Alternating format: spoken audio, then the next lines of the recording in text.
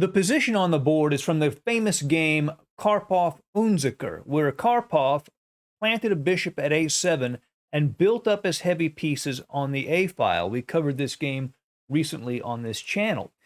But as we know the old phrase, good artists borrow, great artists steal. Well, the game we're covering today is when Kasparov stole this idea and used it against none other than Karpov himself. This game was suggested by one of our viewers. I didn't know that it existed until it was brought up. Really an important moment in chess history and chess insight into how to develop as players, get ideas from others, and use them for ourselves. This was the 21st game of the Kasparov-Karpov World Championship match played in 1985. Kasparov has white, Karpov has black. Let us jump right in. d4, d5, c4, e6, knight c3, and bishop to e7 from Karpov. The idea is to keep the bishop from coming to g5. In the main line, it's knight f6, bishop g5 normally is played. So he plays the bishop out first to prevent that pin. And here Kasparov decides to go ahead and play the exchange variation anyway and plays bishop to f4. Can't play it to g5, but he's already threatening moves like knight to b5, aiming at the c7 square. So c6, defending d5, a very natural move. e3, and here Karpov plays bishop to f5, basically trying to keep white from developing his own bishop to the aggressive d3 square. He sort of jumps in there first. But this allows an idea that I believe originated with Botvinnik, and Kasparov uses it to play very aggressively against this bishop at f5, g4. The knight is not developed from g1, so the queen defends the g4 square and allows this attack. If the bishop goes back to h6, then h4 could be a problem. So the bishop goes to e6. Now h4 is played anyway. Now, yes, it's true the pawn at h4 is hanging, but after bishop h4, queen to b3, white gets a good position. If, say, b6, and just knight f3, Kasparov is already gaining tempos and gaining a lot of pressure in this position. So Karpov wouldn't allow that to happen. So bishop e6, h4, and instead plays knight to d7. And one of the strategic ideas for black in a structure like this is to play h5 and sort of play to control this g4 square. So what Kasparov does is he plays h5 first to stop that move from happening. Now knight to h6 from Karpov, a very creative and strong move, trying to play f5 and break up white's kingside pawn chain that way. Kasparov plays bishop to e2, and now knight to b6. Karpov aims at this soft c4 square in white's position. Rook to c1, developing the rook. And now the best move Kasparov thought was knight to c4, where that knight could come back to d6 and be centralized. But instead, Karpov plays bishop to d6, directly challenging that bishop. And Kasparov doesn't want to be the one to take on d6 and allow black to develop his queen. Instead, he plays knight to h3. So now, after bishop takes bishop, he's able to develop his knight and get a leg up that way. And of course, at the moment, he's threatening to take the bishop at e6, which could create some problems. It would clear open the f4 square so he could play f4 and march these pawns forward. So Karpov just sidesteps that. He plays the bishop back to d7. Kasparov plays rook to g1, perhaps preparing to push on one of the g-pawns and drive the knight away. And here at g5, a very strong move from Karpov. He knows this knight at f4 is well placed, and he needs to dislodge it. And this move, g5, contributes to that idea. Now, yes, Kasparov can take en passant, and he did. But later, this pawn can go to g5 and kick out that knight. This next move is a bit of a shock to see, but it's a very strong move. Kasparov plays the move king to d2. Now, obviously, he can't castle on either side of the board. But his calculation was that it's just too hard for Karpov to get at white's king here. His pieces aren't developed for it. And he wants to connect his heavy pieces to move over to the king side and put pressure on black's position. A very creative and a very strong move. A queen to e7 comes from Karpov, preparing for long castling. b3. Kasparov said there was no time to waste on king c2, king b1. So he's just going to leave the king there for now. He plays b3 to keep Karpov's knight out of c4. g5, finally, kicking that knight away from the nice f4 perch.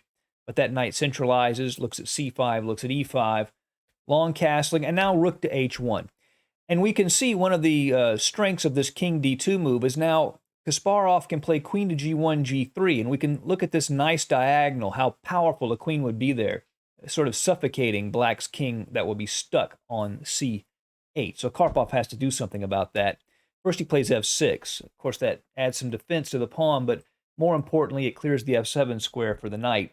Queen to g1, beginning that maneuver to g3, knight to f7, and with the knight on f7, he can challenge on this diagonal. After Kasparov plays queen to g3, he can block with his own queen, which is the idea. Queen g3, queen to d6, which he does, and queens come off the board.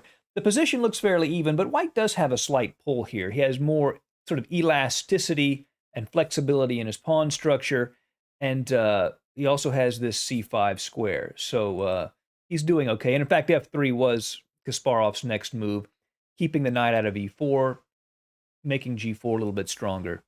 And white has the kind of pull that you would hope for and want in a world championship match where people hardly ever get blown off the board. You have to kind of win slowly. Rook d to g8, knight to c5, putting the knight on that strong square, perhaps preparing e4 and e5. King to d8, the bishop can drop back to c8 to protect b7, and the king belongs on e7 where it's centralized and keeping this f6 pawn protected. The bishop goes to d3. Each move, Kasparov is just making small moves, controlling more squares. The bishop is obviously more effective on d3 than it was on e2. The bishop goes back to c8. Now knight to e2. Kasparov aims to go to g3, where that knight can hop into f5 or even h5, potentially. And now knight to a8. He could have just played knight to d7, challenging the c5 knight. But knight to a8, the idea is he can play knight c7, knight e6, challenging the knight on c5, or maybe even play b6 to kick it out of the way. And here is where Kasparov uses Karpov's own method, his own strategic technique against him.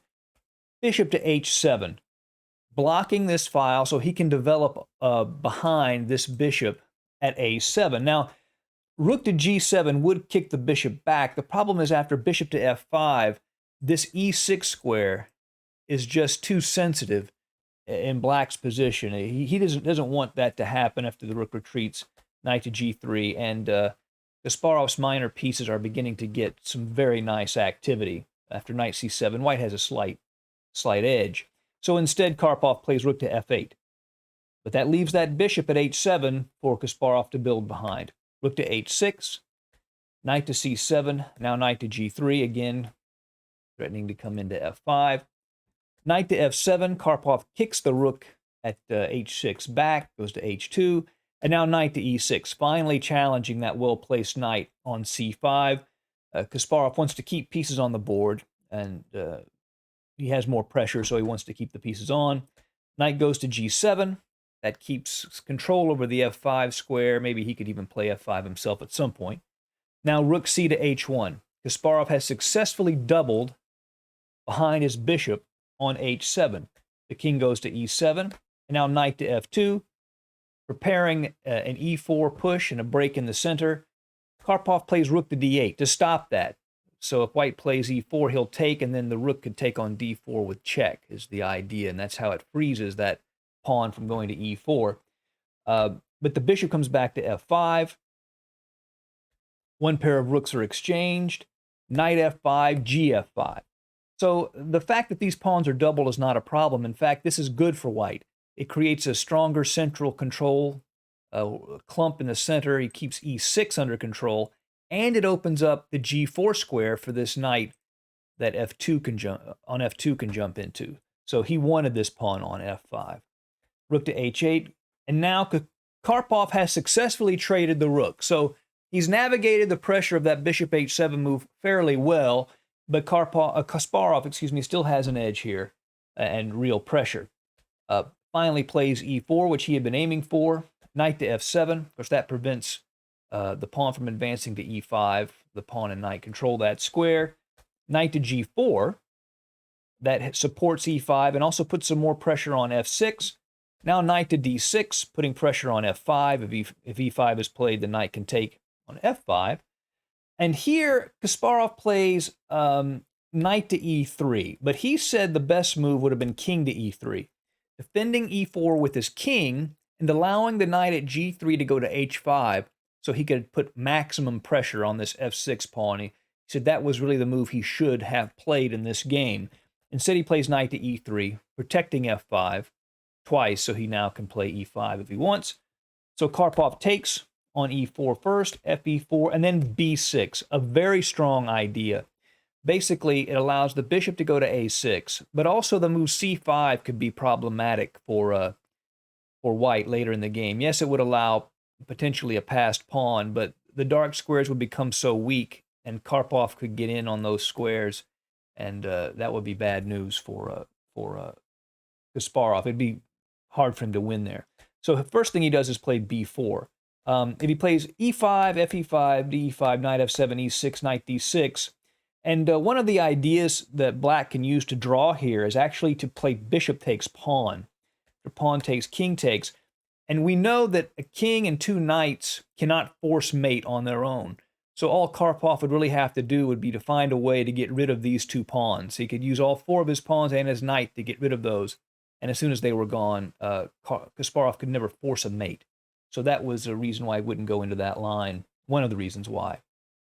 So he plays b4, controlling the c5 square. Bishop goes to a6, also controlling c4. Knight to g4, knight to b5, threatening to take on d4. King to d3, then knight to e3 check. And in this position, a draw was agreed. The reason being that if the king goes to c3, the knight just goes back to b5, repeating that position.